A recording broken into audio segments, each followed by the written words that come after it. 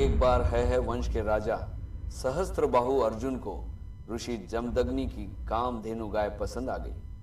वे बलपूर्वक गाय को छीन ले गए। जमदग्नि पुत्र परशुराम को जब यह बात पता चली तो उन्होंने राजा सहस्त्रबाहु से युद्ध कर उसका वध कर दिया।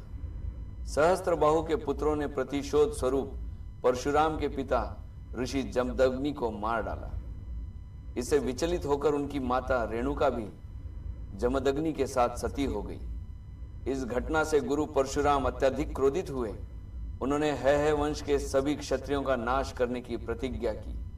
फिर उन्होंने सहस्त्रबाहु के सभी पुत्रों और उनका साथ देने वाले सभी 21 क्षत्रिय वंशियों का नाश किया और अश्वमेघ यज्ञ कर सभी दुराचारी राजाओं को परास्त कर पृथ्वी पर अधिकार कर लिया।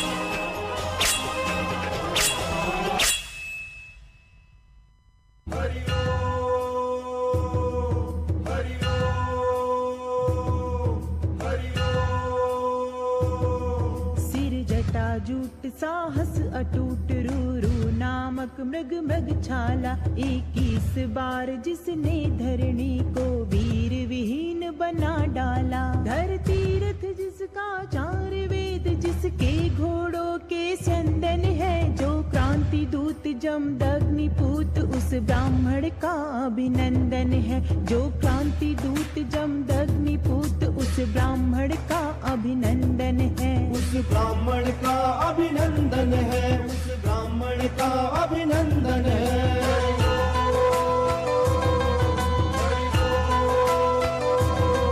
जब परशु उठा था परशुराम को सन्नाटा सा छाया था। भय बीन प्रीत नहीं होती है सिद्धांत समझ में आया था। हम ऋषियों की संताने हैं ऊंचा उठने की ठाने। हम अपने पुरखों के कर्म योग प्रज्ञा को भी पहचाने। हम अपना एकत्व परशु जाने अपनागत गौरव याद करें। बेदर्द जहाँ पर हो हाकिम तब क्यों फिजूल फरियाद करें। जो क्रांति दूत जमदग्नि पूत उस ब्राह्मण का अभिनंदन है। उस ब्राह्मण का अभिनंदन है। उस ब्राह्मण का अभिनंदन है।